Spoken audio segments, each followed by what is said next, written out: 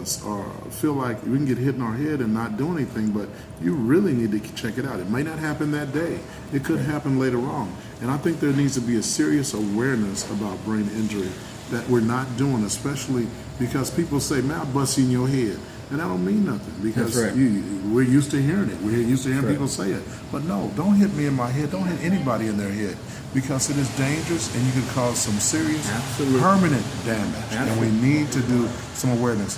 What are we doing? I've met with the Brain Injury Association and tried to about 5 years ago to do a public relations campaign. They just didn't have the money. Where are we now with trying to get more minorities involved and educated about brain injury now? Well, I just stepped down as the chair of the Minnesota Traumatic Brain Injury Advisory Committee for the state. And we looked at last year with this study on what are some of the gaps in services. And on our committee this year, we finally have some folks representing minority population.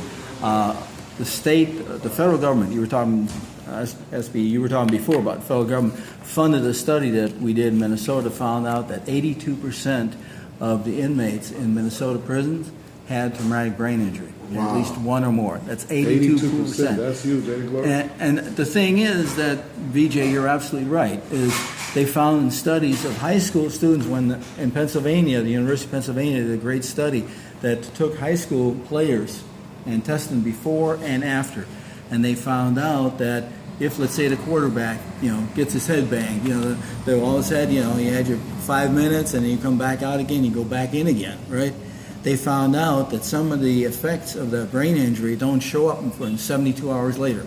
Wow. So, that guy will go back in again, 2 fingers, yeah, I know what day it is, I'm okay. But effects on the brain don't show up until about 72 hours later. So that damage is there and people don't understand it, and part of the problem too is that you asked before, why isn't more being done? Because medical society is so trained on, if you got a heart problem, this is how you fix it.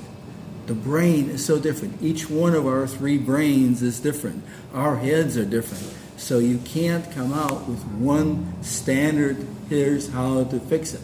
And everybody, if you get a brain injury and I get one, we could have completely different situations happen to us. And even folks that have the severe brain injuries where they gotten shot, some people got shot and then have a bullet go through their head, they may be in better shape than somebody who just trips and falls and their head bounces off the pavement. So that's part of the difficulty with brain injuries. These students they tested, they found out 72 hours. We also now know if you had a brain injury when you were younger, it also caused you more heart problems. 20, 30 years down the road, increased heart problems, increased diabetes issues. So it's a long-term kind of a thing.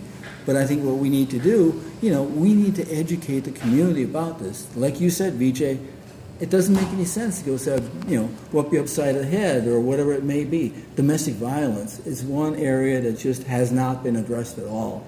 There are so many women out there who are abused, and domestic violence has not been addressed anywhere that I've seen. I was involved in a study. It was done in a federal prison, women's prison,